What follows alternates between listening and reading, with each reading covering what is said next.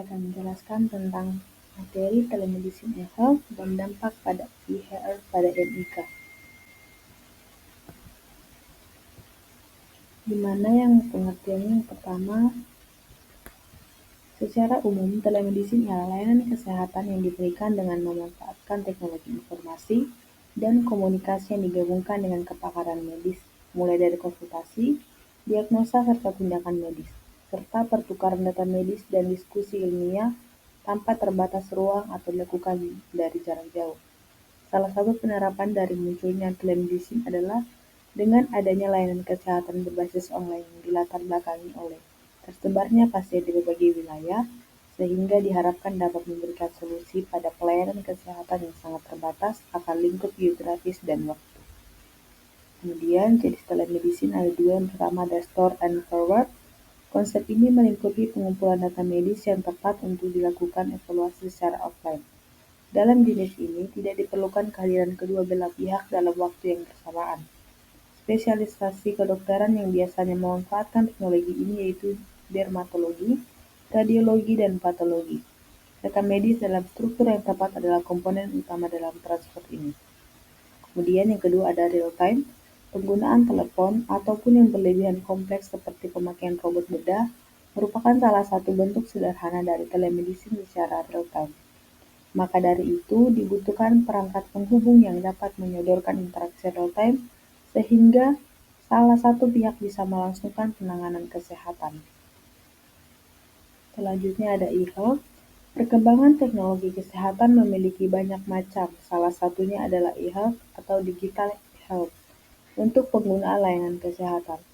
Electronic health record atau rekam medis elektronik adalah sebuah metode informasi dalam bentuk catatan kesehatan elektronik yang digunakan dalam tatanan kesehatan yang berfokus pada pasien, melibatkan berbagai profesi kesehatan, di mana yang pertama ada dokter, perawat, farmasi, dan kesehatan masyarakat. Terdiri dari informasi klinis pasien, mendukung kolaborasi antara profesi kesehatan untuk pertukaran informasi, dan mampu menjalin hubungan antar lembaga atau organisasi. E-health merupakan aplikasi layanan kesehatan dan pemberian informasi kesehatan yang dikirim melalui jaringan internet dan teknologi terkait. Berdasarkan Undang-Undang Nomor 17 Tahun 2023 tentang Kesehatan, e-health merupakan sistem informasi kesehatan, di mana SIK adalah sistem yang mengintegrasi berbagai tahapan pemrosesan, pelaporan, dan penggunaan informasi yang diperlukan untuk meningkatkan efektivitas dan efisiensi penyelenggaraan kesehatan, serta mengarahkan tindakan atau keputusan yang berguna dalam mendukung pembangunan kesehatan.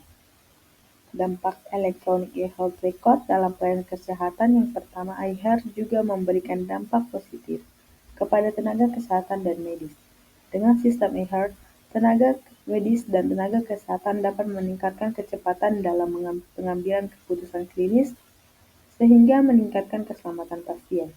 Bagi penyediaan kesehatan terdapat dampak positif dan negatif terkait implementasi e-HR. Dampak positifnya dari segi efisiensi yaitu terjadi peningkatan efisiensi kerja setelah implementasi e-HR dilakukan. Dan dampak negatifnya yaitu ditemukan ketidakefisiensian yang dirasakan oleh dokter dan staf saat menggunakan e-HR, yaitu dalam hal mengambil informasi di e-HR terasa sulit dan memakan waktu lebih lama dari yang diharapkan. Dokter juga merasa frustasi mengenai kelambatan sistem. Peran elektronik e-health ialah adanya rekam medis elektronik dapat mempermudahkan proses pelayanan kesehatan yang mana rekam medis digunakan dengan secara umum, yaitu sebagai alat bukti pemeriksaan hasil kesehatan pasien serta pengobatan pasien, sebagai bukti proses dalam keperluan hukum yang adil, sebagai keperluan penelitian, mencakupi catatan identitas pasien sebagai riwayat kesehatan dan pemeriksaan tindakan. Sehingga rekam medis harus diisi secara lengkap, akurat, dan terjaga kerahasiaannya. Penelitian ini mengambil tinjauan literatur untuk mengetahui peran rekam medis berbasis elektronik yang dilakukan dalam pelayanan kesehatan. Nah, teman-teman, dari materi tersebut saya ada menyiapkan 3 kasus, di mana kasus yang pertama ada Di sebuah wilayah perkotaan, banyak pasien yang mengeluh layanan telemedicine yang disediakan oleh fasilitas kesehatan pemerintah sering lambat dalam merespon konsultasi kesehatan mereka. Keluhan ini muncul terutama pada pasien yang sedang menjalani isolasi mandiri karena COVID-19 dan membutuhkan konsultasi serta pengiriman obat secara cepat. Masyarakat merasa bahwa keterlambatan layanan ini mengganggu proses pemantauan kondisi kesehatan mereka dan menimbulkan kecemasan. Dari kasus di atas, usulkan solusi atau rekomendasi untuk mengatasi masalah lambatnya layanan telemedicine agar pelayanan menjadi cepat dan optimal.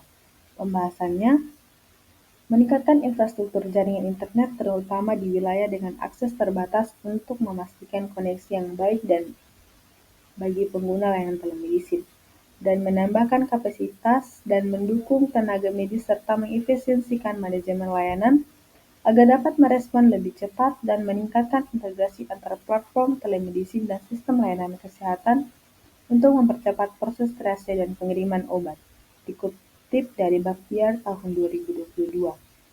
Nah, kasus yang kedua, pada masa pandemi COVID-19, pemerintah bekerja sama dengan Kimia Farma menyediakan layanan telemedicine bagi pasien isolasi mandiri dengan fasilitas obat gratis.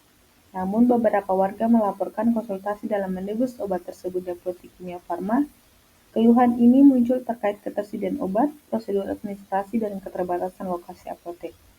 Kimia Farma menyebut bahwa masalah tersebut hanya dialami oleh sebagian kecil pasien saja. Nah, dari kasus di atas, apakah penting koordinasi antara fasilitas telemedicine, apotik, dan pasien dalam pemenuhan layanan obat biotis ini?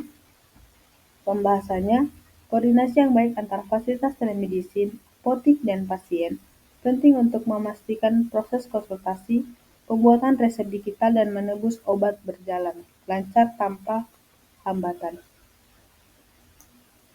dan memastikan pasien mendapat obat tepat waktu dan mencegah keterlambatan penanganan kesehatan yang dapat memperparah kondisi. Dikutip dari Fata et al. Tahun 2022. Dan yang terakhir, seorang pasien menjalani konsultasi dan diagnosis melalui platform telemedicine yang menggunakan sistem AI. Untuk membantu dokter memberikan rekomendasi terapi, AI tersebut memberikan diagnosis yang keliru sehingga pasien menerima pengobatan yang tidak tepat dan mengalami komplikasi serius. Pasien kemudian mengajukan gugatan malpraktik baik terhadap dokter, penyedia layanan telemedicine, pengembangan sistem AI, dan negara atas kegagalan pelindungan hukum yang memadai terhadap korban malpraktik AI. Dari kasus di atas, siapa saja pihak yang dapat bertanggung jawab atas malpraktik dalam kasus ini? Pembahasannya, dalam situasi tertentu, tanggung jawab tersebut dapat dialihkan kepada pihak lain yang memiliki posisi atasan atau memiliki hubungan kerja dengan pelaku. Sehingga prinsip ini menjadi pilar penting dalam sistem hukum kontemporer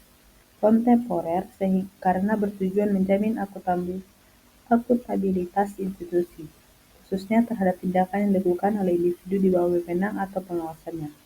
Termasuk dalam sektor pelayanan kesehatan, kesalahan tersebut bisa jadi mencerminkan kegagalan sistemik dalam organisasi rumah sakit, mulai dari tekanan beban kerja, standar prosedur operasional yang tidak konsisten, hingga lemahnya manajemen risiko. Dikutip dari IT tahun 2025. Teman-teman, sekian dari hasil materi dan kasus yang saya berikan. Terima kasih.